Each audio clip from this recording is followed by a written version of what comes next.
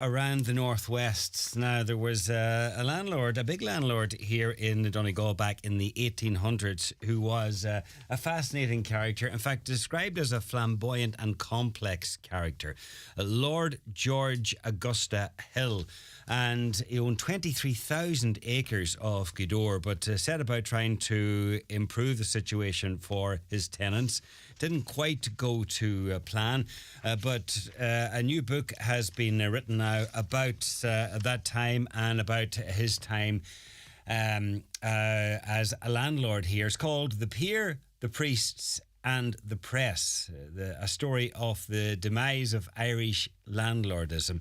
It's written by Roy Greenslade, who was a Fleet Street editor and for 28 years worked as a media commentator for The Guardian, as the media commentator, I should say, for The Guardian.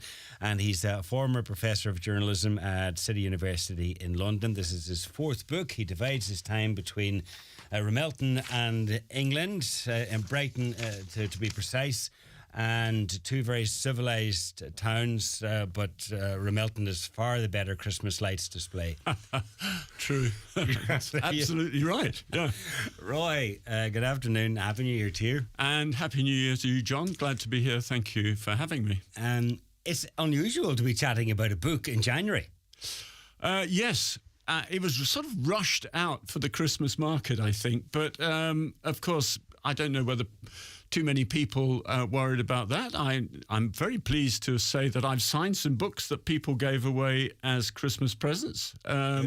If everyone's thinking of a New Year present, I can't think of a better book for them to buy. Okay, well, let's go through the story of the subject, Lord George Hill. Politician and landowner, and before that, soldier. Yes. I mean, he was born to a titled family, the Marquis of Downshire, who owned, as you know, Hillsborough Castle, which is now owned really by the King of England. I nearly said Queen, you know. We can't forget that. Yes. We can't forget that business. Anyway, they owned a huge acreage of County Down and a great deal in other counties too. But he was the fifth son. Now, in those days, the fifth son gets very little. Mm-hmm. And so he had to make his way in the world. There were three choices. He could go into the priesthood. You could have become a priest. He could have gone into the army. He could have gone into the civil service. He chose the army, became a guards officer, and spent most of his time as a young man as a much sought-after dance partner at various high society aristocratic events. Funnily enough, many of them in Brighton, because the then Prince Regent was set up in Brighton, at Brighton Pavilion. And Lord George, this is a strange kind of thing. Lord George spent a lot of time staying in Brighton, going to the Pavilion, and when they took their carriage rides, they used to ride along the seafront, and they would turn their carriage round at the very terrace where we live in Brighton. That's a strange circumstance. And here I am living in the house in Ramelton where Lord George lived. And at one time he would have been near the house we live in Brighton. It's a strange coincidence, that. Is it a coincidence, or do those two things explain your interest in him? Yeah, no, that's exactly what happened. When we bought the house in 1989, his name was on the deeds. And it shows how fast I work, John, in that it's taken me 30-odd years to write the book. But in fact, I always meant... What was it about this man? Was he, you know, plenty of people said he was an evil landlord. Others said he was unusually kindly. But I couldn't get a handle on him at all. I needed to do research, and my work at The Guardian, so on, kept me away.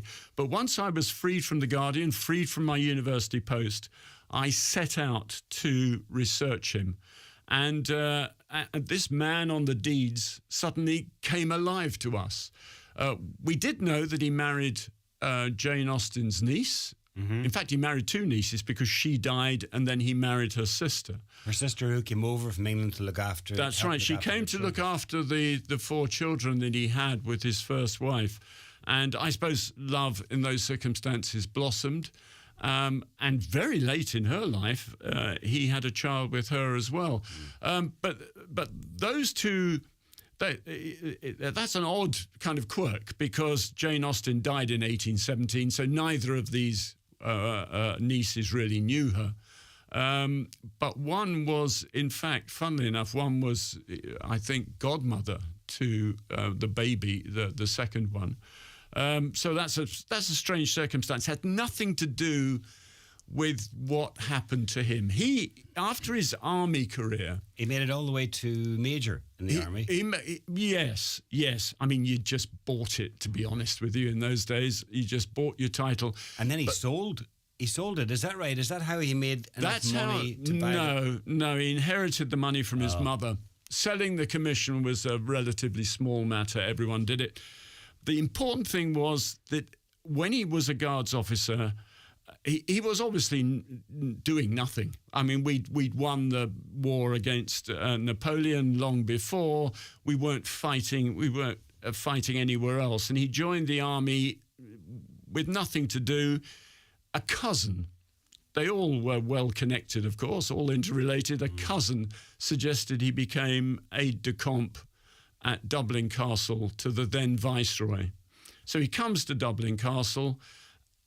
Obviously, he knows Ireland from the fact that his brother was now the 3rd Marquess of Downshire and he travelled regularly to Hillsborough. But now he thought to himself, I'd like to know more about Ireland. He becomes interested in its antiquities. He becomes interested in its culture slightly.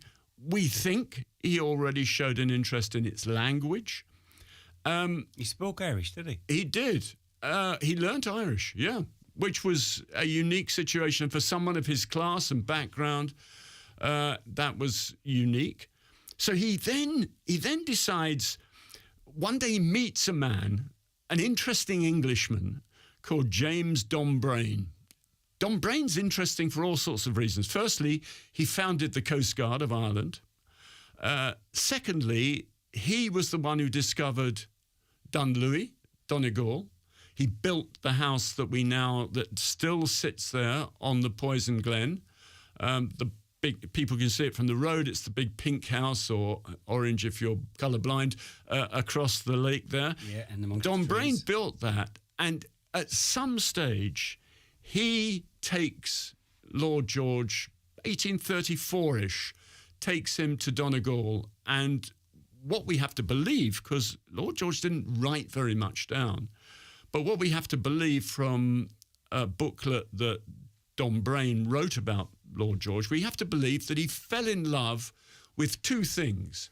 One, the scenery, and the idea that perhaps this would be a place to attract tourists, hunting, shooting, fishing people.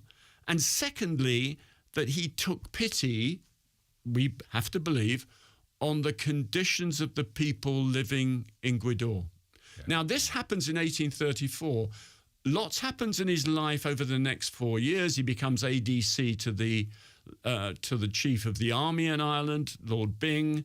He stands for Parliament and is an MP for a while in Carrickfergus. But what we think is that on his mind all the time was, when my mother dies, I come into money. Now, he came into £25,500, which doesn't sound much today, but was much more than $1 million then. Okay. Now, he could have done all sorts of interesting things with this. We're in the heart now of the beginning of the Industrial Revolution. He could have invested in the burgeoning manufacturing industries, later in railways. He could have simply put it in the bank and lived off it forever. But he spends an enormous amount buying 4 estates in Gweedore, which took up half his money. He then spent a huge sum building the harbour, which we now know as Bunbeg Harbour, building the church there, St. Patrick's Protestant Church. He built the hotel, that we now call unkurt, that he originated. He built roads, he built bridges. Big grain store? A big grain store. Which is a story behind that in itself. And he wanted control of the grain, but anyhow. He did. He wanted. I mean, you've got to think all the time that he was both an authoritarian, he would have it his way, and a paternalist. In a way, you can't. He wants to do well, but he wants to do it on his terms. Yeah.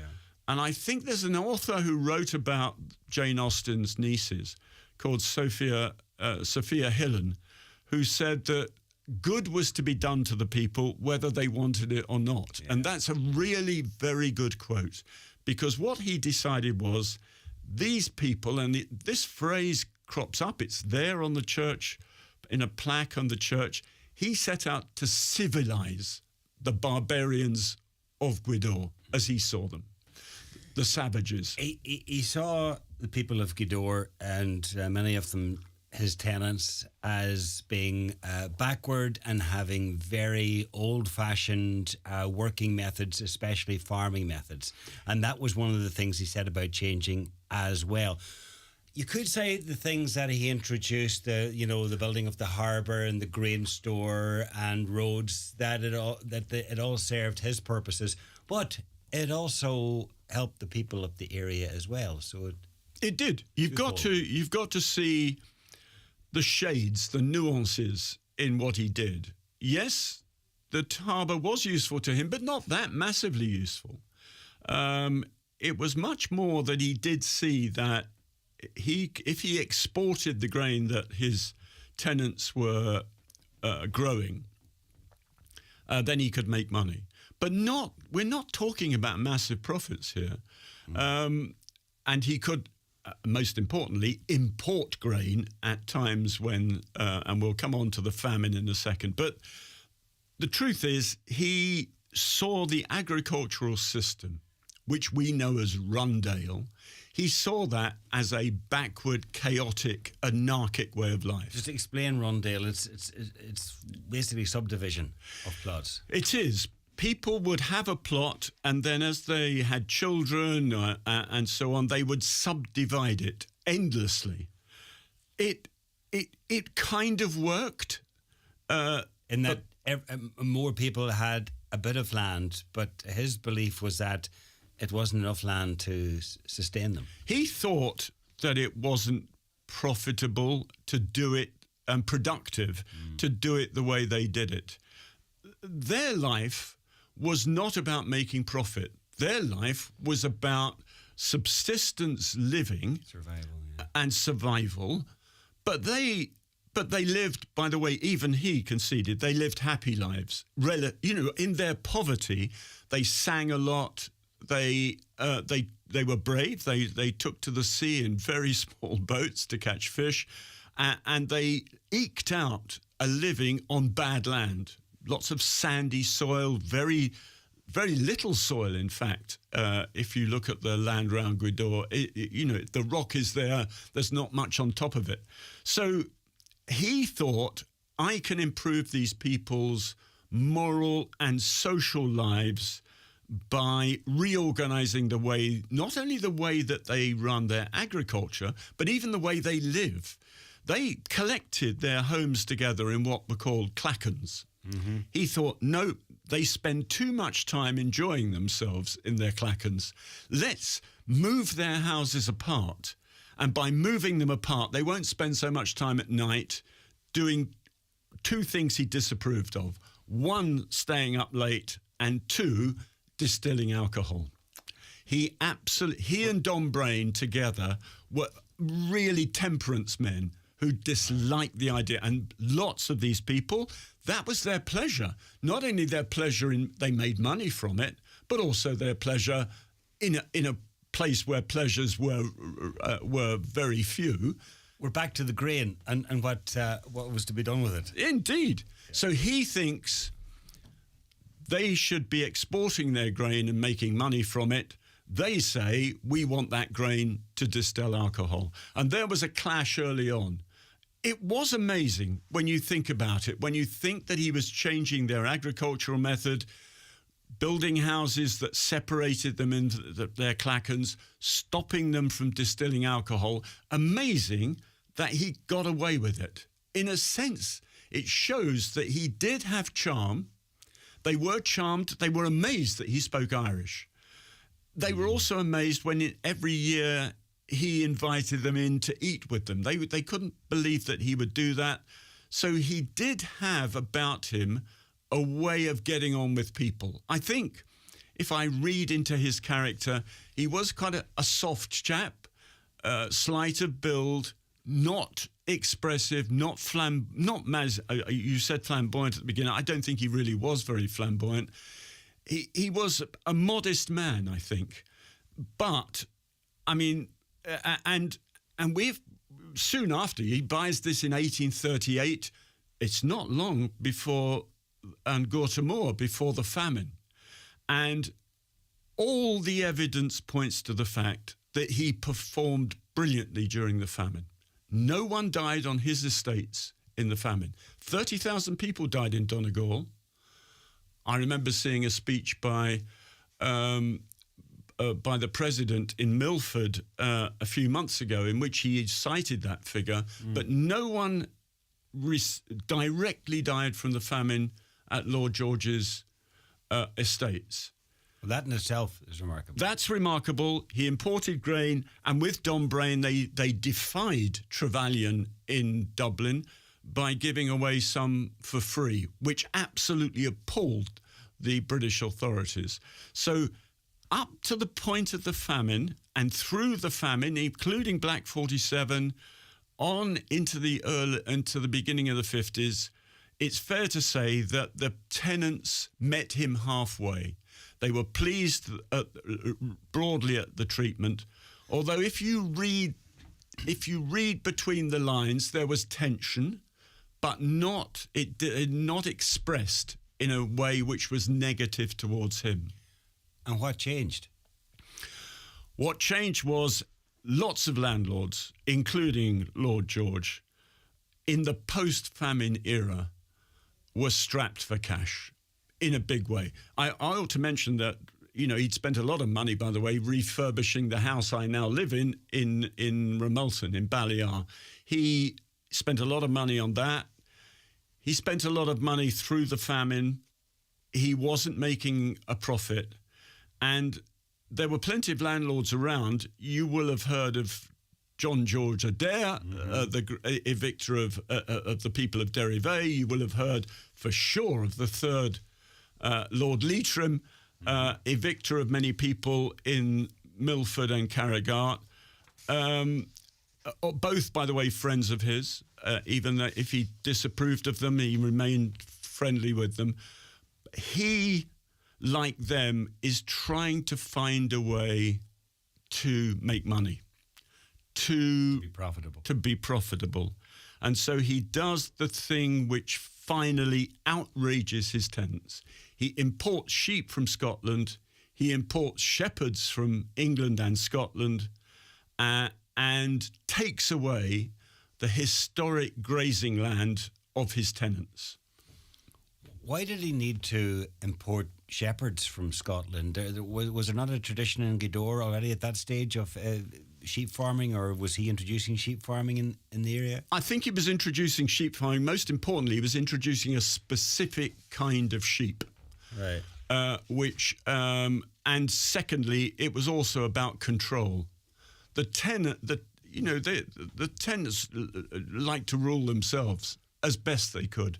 Here, through the shepherds, he would have a definite control of what they did, and could be guaranteed profit from their sheep dealing.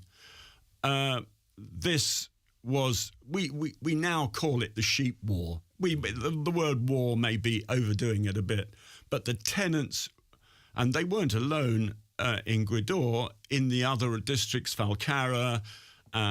Further down in Dunleary, they were Dunleary. That is a lot further down. A lot further down. Yeah. Dunleary. They rebelled. Right. They began to, how can we hit back against these incomers? Yeah. Many of the Scots were Protestant.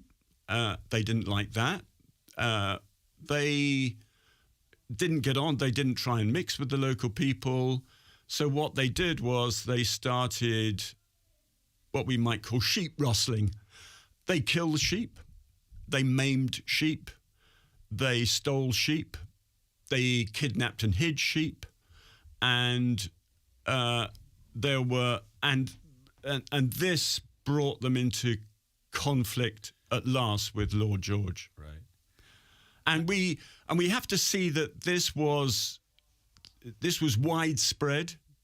It was it was really also the case that we now know that the shepherds caught on to the fact that they could guarantee for every sheep that was missing compensation. And they began to do pretty illegal things as well. They would kidnap their own sheep or hide their own sheep or maim their own sheep on the surety that they were going to be compensated. This sheep war meant that Lord George and his fellow landlords decided to bring in extra police from Dublin, from the south. Right. And then they set the tax for the extra police on the tenants. So now the tenants are themselves strapped for cash. They've lost their historic grazing land. He begins to raise rents. They're now paying extra tax, the police tax, or the sheep tax as they called it. Now there was a real clash. And so this kindly landlord by 1857 is no longer regarded in the same way. And there is massive tension.